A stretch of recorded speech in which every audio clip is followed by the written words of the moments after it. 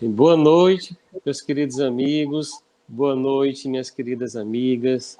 Boa noite a todos que a gente convidou aí nos canais, né, que nos assistem, YouTube, Facebook, Instagram.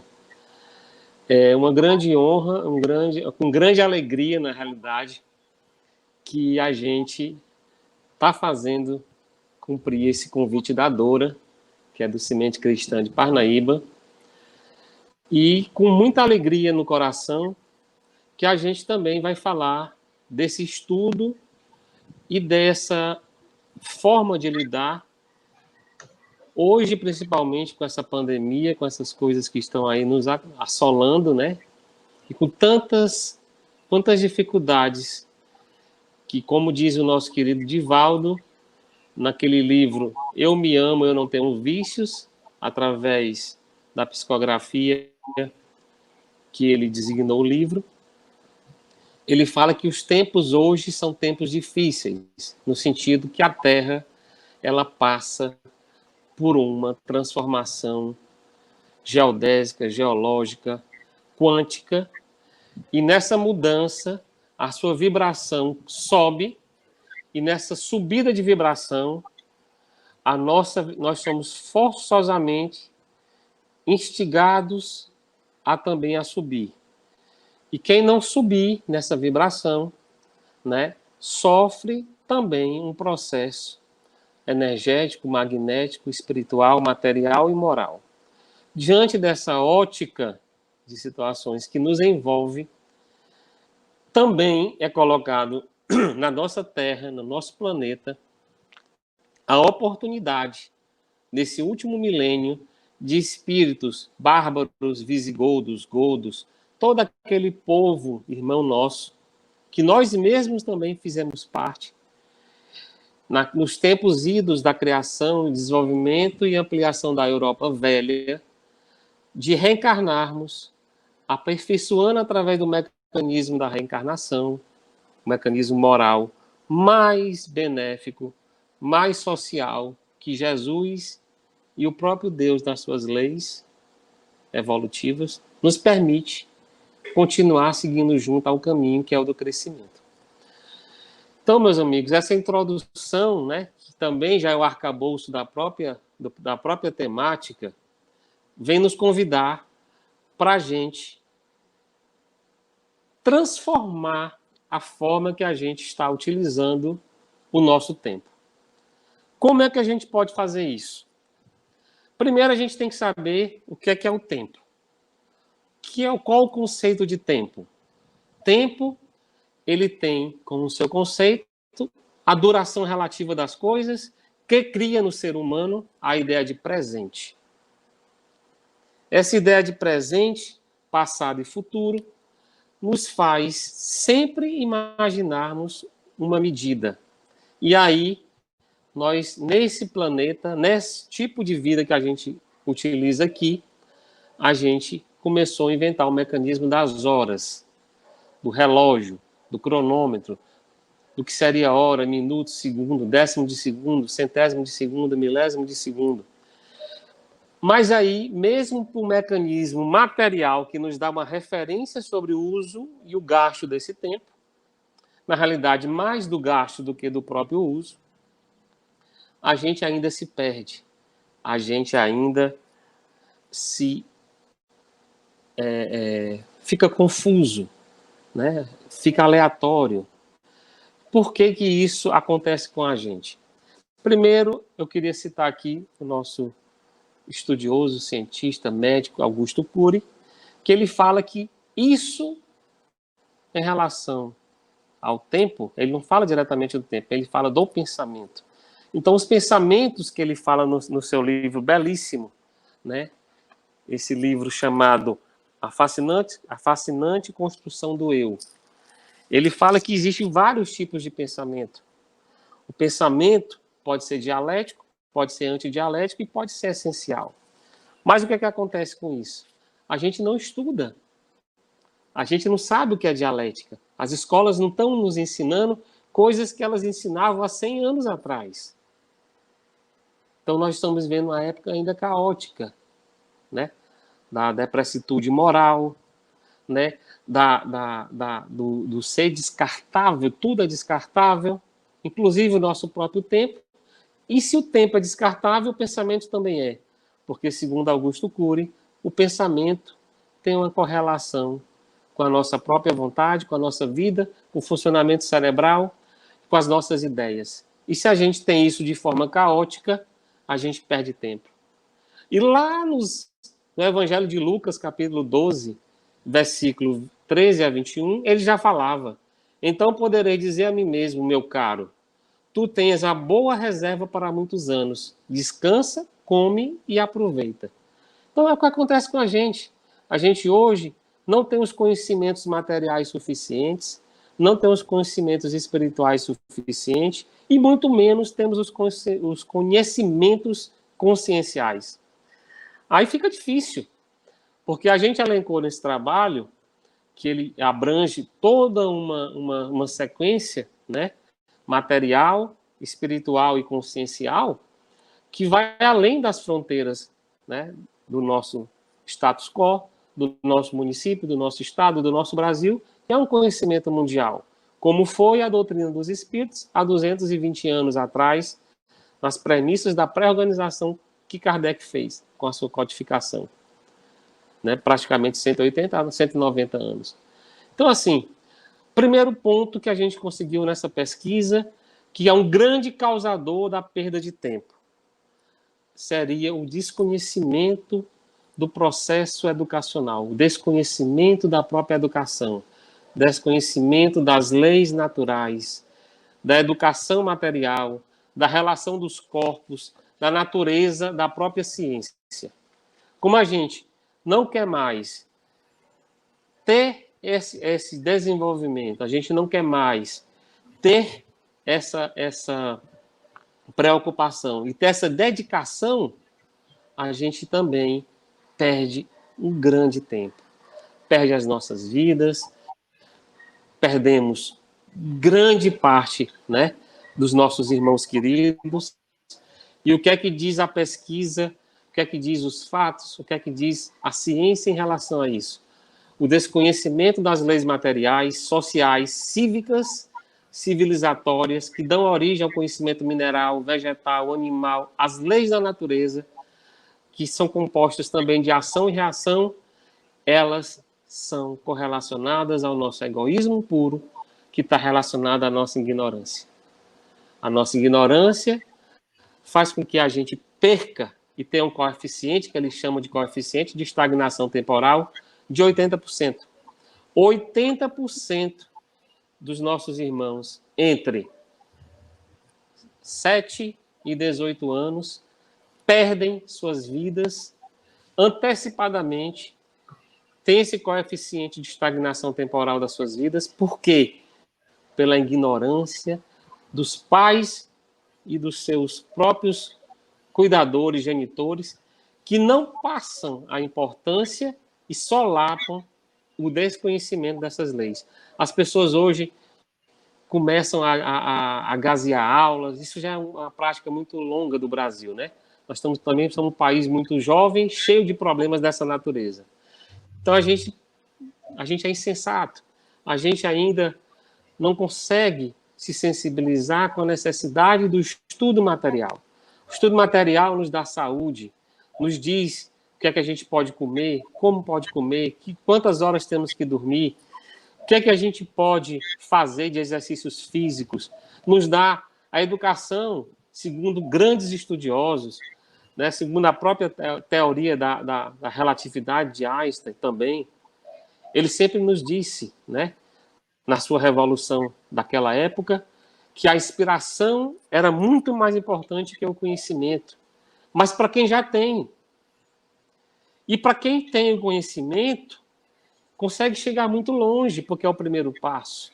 Então, se a gente não tem uma dedicação aos estudos, não dá um foco para as leis materiais, não se dedica ao estudo moral, ao estudo cívico, ao estudo educacional, temos educação física, matemática. Hoje essas ciências, elas são praticamente discriminadas. Se você comprar uma casa e essa casa não tiver uma estrutura física, ela vai ruir por cima de você. As pessoas vão lhe vender produtos que você pode consumir que não vão funcionar. Se você não souber somar, diminuir, multiplicar e dividir, você vai ser enganado, você vai ter uma péssima educação financeira e você nunca vai evoluir financeiramente para dar saúde e proporcionar vida aos seus. Então, nesse passo, nesse foco, que é o primeiro item da nossa perda de tempo, é provocado pela falta de educação das leis materiais. Quando a gente... Isso é muito amplo, pessoal. Isso a gente tem toda uma vida primária que vai dos 3, 4, 5, 7, 10 anos. Isso depois a gente entra naquele antigo ginásio para estudar cientificamente melhor as coisas. E a gente consegue, através desses estudos, se desenvolver, ter uma performance, ter uma educação, ter um compromisso, saber o que é ética, saber o que é disciplina, saber o que é estudar, quais os benefícios que o estudo nos traz, quais os benefícios de praticar a ética como ela tem que ser, e não a ética que hoje se diz que tem. Qual a necessidade de se ter, além do que se pode consumir, a lei da equidade, né? Então, assim, sem essa base educacional, que é tanto batido por tantos, inclusive por nosso querido Santo Agostinho e outros pensadores contemporâneos, né? A gente não vai para frente. A gente está perdendo hoje nossos jovens, nossas crianças, por falta de todo esse arcabouço educativo. O segundo ponto que também a gente trouxe para cá, para esse estudo, é o desconhecimento das leis espirituais. Nós não estamos falando aqui somente da doutrina dos espíritos, porque existe também todo um preconceito de quem se veste o seu time religioso. É como, por exemplo, se você torce para o Flamengo e você diz respeito ao Vasco. Se você torce pelo São Paulo, você diz respeito ao Corinthians. E assim sucessivamente. Quando esses times, nas suas divisões regionais, eles se promovem a um benefício de um campeonato a nível mundial, aquilo já é país. É a mesma coisa. A doutrina dos espíritos não se coloca pretensiosamente como melhor do que ninguém, mas ela, como diz muitos estudiosos, ela tem um arcabouço filosófico, religioso e doutrinário, que infelizmente todas as outras religiões de vários companheiros nossos, né, que se identificam na sua margem de frequência, de magnetismo e de consciência, que cada um se vincula à sua religião por esses fatores e também emocionais, eles esqueceram ainda de trilhar nesses caminhos da filosofia, da religião e da doutrina. Estão só na parte religiosa. E esse desconhecimento, esse desapego e a falta do conhecimento material que eu acabei de falar, que gera o conhecimento científico, que está ligado no arcabouço da nossa doutrina dos espíritos, que completa a tríade religião, ciência e doutrinação, parte doutrinária, filosófica, religiosa, moral. A gente praticamente teve que dar um nome, Kardec deu um nome, Religião dos Espíritos. Mais à frente, a Revista dos Espíritos, com as sugestões dos amigos, Espiritismo. E hoje, mais contemporaneamente, um pouco mais antecessoriamente, a nossa data atual, eu posso falar muito bem, como eu estava conversando ontem com a doutora Kátia, sobre Charles Richer, que é um espetáculo, médico, aviador, cientista, prêmio Nobel de Medicina, né, que se dedicou, e no começo foi um grande contestador do espiritismo, mas, no final, ele se rendeu aos fenômenos espíritas. Então, essa parte do desconhecimento das leis espirituais é muito prejudicial a nós todos. Porque a gente vai criar folclore, porque a ignorância do conhecimento espiritual vai gerar toda essa nossa cultura regional que nós temos de alma penada, lobisomem. Então, às vezes, você tem um fenômeno de licantropia, a pessoa não sabe nem o que é. Tem a mediunidade que faz gerar o ectoplasma que deforma o perispírito. A pessoa, tem um lobisomem lá na minha região.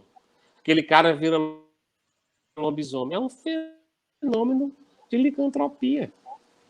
Mediunidade de transporte, que tantos médios, tantos médicos, tantas pessoas simples e ignorantes têm mediunidade de cura e transporte de energia e substância que faz verdadeiros milagres, e nas comunidades simples, através do seu padre, através da igreja, denominam milagres. Então nós estamos vivendo uma época, há 200 anos, de conhecimentos, de magnitude da consciência do êxtase. Nós não podemos mais raciocinar só como uma forma de êxtase. Nós temos que raciocinar do ponto de vista científico e moral.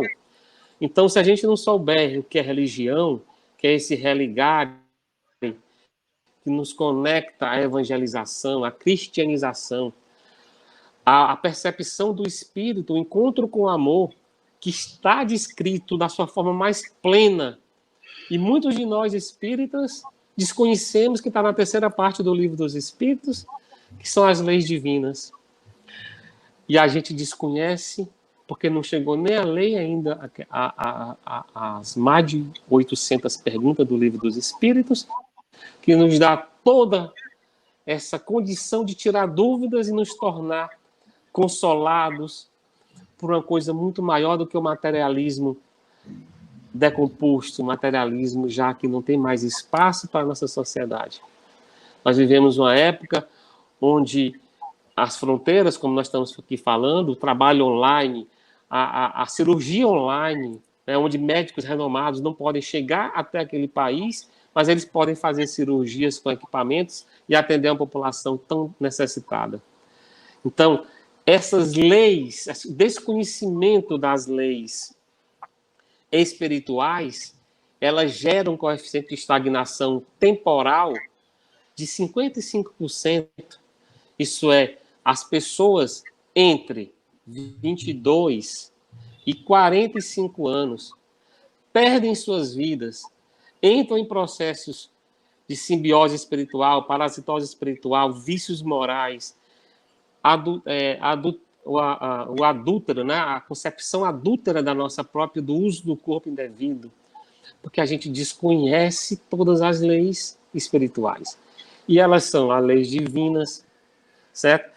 E aí nós temos um livro chamado Livro dos Espíritos, que é uma verdadeira panaceia de informações, como se fosse a grande salvação e a grande consolação que Jesus nos disse, a terceira revelação.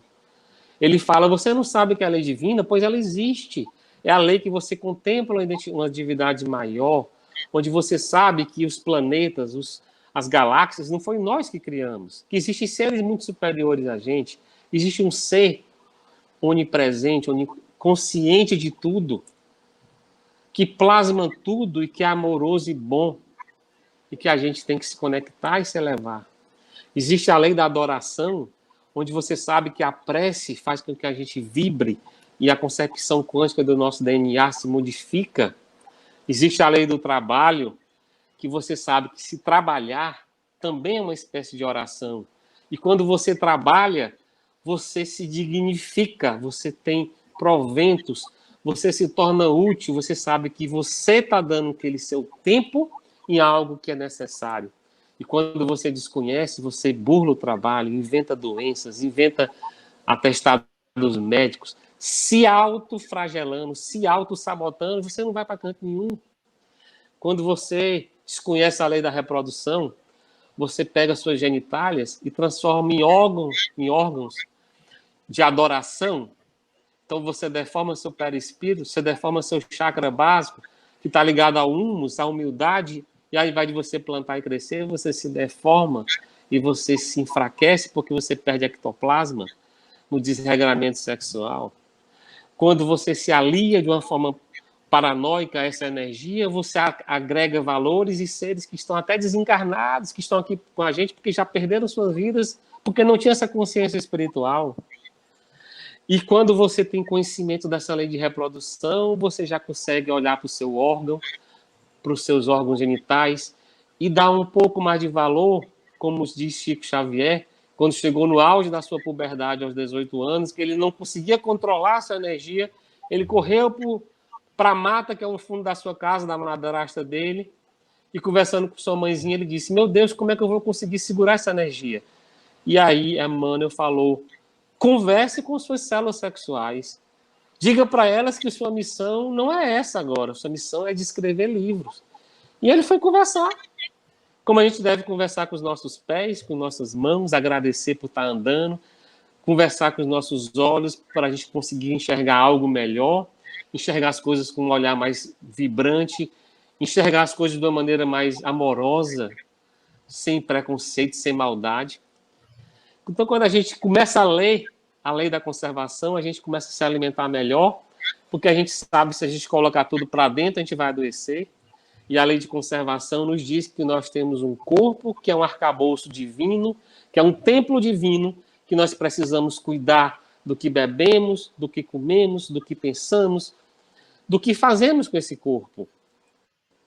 Quando a gente começa a lei da destruição, a gente passa a ser mais consciente, porque a gente vai saber que para a gente fazer um movimento como esse, de bater palmas, a nossa células perdem energia, queimam caloria, precisam morrer para que outras vivam. E todo dia, ao decorrer, se nós formos procurar um geneticista, um nutrólogo, vai nos dizer que nós precisamos e trocamos nossos núcleos celulares a cada ano e praticamente nos renovamos todos, porque somos feitos de quase 70% de água. E a gente precisa renovar quanticamente nossas células.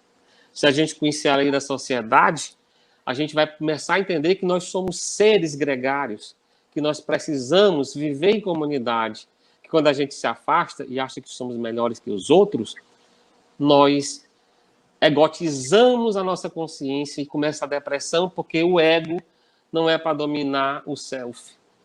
Porque o self é o que nos eleva e o ego é que nos traz para a Terra. Nem podemos abandonar o ego, como diz Hermance Dufour e Joana de Ângeles, porque senão a gente vai estar voado demais, né? Aquela pessoa que não vai estar conectada com a sua reencarnação, porque ela não está num planeta espiritualizado totalmente, ela está num planeta também materializado. Quando a gente consegue entender a lei do progresso, a gente sabe que tudo tem a tendência ao crescimento, inclusive as nossas ideias. Inclusive, quanto mais a gente se desprende das nossas ideias, mais a gente consegue ser algo melhor. E quanto mais a gente não queira se arraigar aquilo que a gente acha que sempre foi, mais a gente vai crescer, principalmente no mundo de hoje. Então a gente tem que se adequar à lei do progresso, porque é o crescimento, a gravidade, a energia, a parte magnética do amor divino é crescimento, é fluidez, é plasticidade. Então tudo que é duro, rígido, é aquela realidade que hoje muitos cientistas já estão estudando, a realidade líquida e a realidade sólida, muito estudada e muito já contemporaneizada por vários estudiosos maravilhosos. E essa falta de conhecimento das leis espirituais, volto a dizer, faz a gente ter uma perda de tempo, um coeficiente de estagnação temporal nas nossas vidas de 55% nas faixas de 25 a 45 anos, 22 a 45 anos de idade. Então, olha só, o que é que nós, adultos de 22 a 45, podemos fazer para sermos mais saudáveis, para vivenciarmos coisas mais fluídicas, mais positivas? O conhecimento espiritual. Hoje, as depressões, os suicídios, as bipolaridades, a sociopatia, o estresse, as depressões são doenças espirituais. Por que que elas estão tão à flor da pele? Como diz o nosso Zé Cabaleiro, estou tão à flor da pele. Porque nós desconhecemos que são doenças espirituais. Nós pensamos que são doenças materiais. Por exemplo, se você não vive o presente, o tempo presente, se você só vive lá no passado, você está depressivo, porque o seu corpo quântico espiritual não está equilibrado com o corpo material, com o corpo espiritual, com o corpo consciencial. Então você está sempre negativo, você está atrás, ó, você está lá atrás vivenciando cenários, plasmando coisas que ficaram para trás.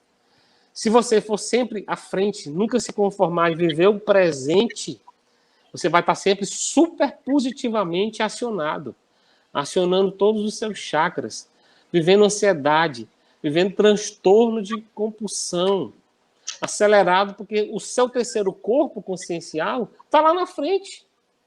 Então você não consegue, como é um problema já doméstico, né, já social hoje, o transtorno compulsivo, obsessivo compulsivo, o transtorno de alimentação, o transtorno de pensamento, a gente não escuta mais ninguém, a gente não se alimenta tranquilamente. Isso eu estou falando para mim, primeiro, eu estou fazendo essa palestra já em vários e vários locais, e cada vez eu ouço mais e aperto o meu botãozinho da consciência. Então esse é o segundo caso de problemas que faz a gente lidar com o mau uso do tempo e não evolui espiritualmente. E o terceiro ponto, né, já se aproximando aí dos minutos que a nossa querida Dora nos falou, né, entendendo que nós vamos até aqui 8h20, ela pode me corrigir, viu, Dora, se eu estiver fora do tempo, porque é uma palestra de tempo, né? Um outro grande fato que faz a gente perder tempo é a falta, é a ilusão que nós temos das coisas, tanto materiais como também das coisas espirituais. E o tempo fica perdido nesse vácuo, né, do desconhecimento material e espiritual. Isso ficam vazios existenciais, como diz o Divaldo. E o terceiro ponto que a gente faz a gente perder muito tempo e muita energia, e por isso perde a vida e perde as relações com as pessoas, é porque a gente também desconfigura o fator vontade, desfigura o fator desconhecimento dessas leis, e a própria NASA, né, publicou num artigo que ela, numa revista científica, que toda que o universo tem partículas que ficam voando à velocidade da luz, e existe correlação da velocidade da luz com a velocidade do pensamento, que está relacionada ao tempo. Então, assim, se a gente não relacionar, não concatenar, não organizar nosso pensamento, não discipliná-lo do ponto de vista material, discipliná-lo do ponto de vista espiritual e discipliná-lo do ponto de vista consciencial, que é o terceiro ponto que eu vou falar agora, a gente vai perder tempo nessas três ordens e vamos perder vida. Isso é, vamos desencarnar mais cedo, vamos ter problemas associativos psicológicos, materiais, doenças físicas, doenças psicológicas e doenças conscienciais que vão além do psique. Esse terceiro caso das doenças, da perda de tempo, a gente relacionou aqui como a falta do conhecimento das leis conscienciais, que está ligado ao mecanismo da vontade, da fé, da paciência e da recompensa quântica. Tá? Primeiramente, isso não tem ainda não tem estudos sobre o coeficiente de estagnação que eu falei dos outros casos, porque é uma coisa muito nova, né? Já é de Daniel Goleman, já está trazendo, já é coisas além de Yang, pensamentos mais adiantados, e também iniciou-se esse pensamento na época de William James, né? Que foi o pai da psicologia moderna, onde ele conseguiu ver com toda aquela organização prenunciada por Freud, depois reorganizada por Jung, nos trazer que a gente precisa ter consciência do nosso inconsciente. Isso é, tem relação também com o Jorge, com o nosso querido aqui, Augusto Cury, quando ele fala dos pensamentos que eu falei no início. O pensamento dialético, antidialético e essencial, que é a base da consciência individual e social. Então, olhe como tudo tem uma correlação. E o lado consciencial vai nos dar o equilíbrio contra estresse, como ele diz aqui na própria fala dele, a maior arma contra o estresse é a nossa habilidade de escolher um pensamento ao invés de outro. E qual a receitinha que eu trago, que não me ajuda muito, e eu acho que pode ajudar todos nós? É quando a gente tiver um ideal de impedir um pensamento negativo, é instalar imediatamente, ou pós esse pensamento, algo positivo. Fez um pensamento ruim, trata de ler um bom livro, trata de fazer uma ligação para o amigo desejando boa sorte, trazendo uma palavra legal. O teu inconsciente foi acionado, o teu ego baixou, o teu lado consciencial entrou. Então, a gente vai criar mecanismos saneadores, como diz a nossa querida Lourdes Catharini, no livro Conviver e Melhorar, que eu acho que a Dora tem esse livro e conhece. Se eu não me engano, é a contemporânea do mentor da casa dela, Eurípides Barçanuffa. Eu tenho essa dúvida, mas eu estou chutando aqui que seja. E nesse lado consciencial, da educação consciencial, que eu já estou passando até 1 minuto do meu tempo, o que é que eu queria citar? Eu queria citar aqui Hermance Dufour. A Hermance Dufour fala que nós, nesse plano material que é a Terra, nós temos a capacidade de desenvolver até 88 sentimentos. E o que é que acontece? Nós só vamos perceber isso quando a gente desencarna.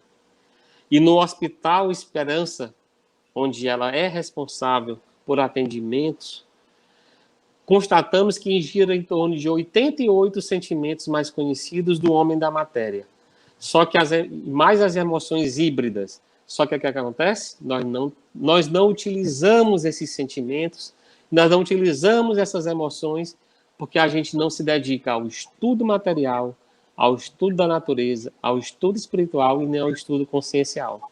A gente praticamente vive nossas relações como se fossem primitivos da emoção, seres primitivos dos sentimentos.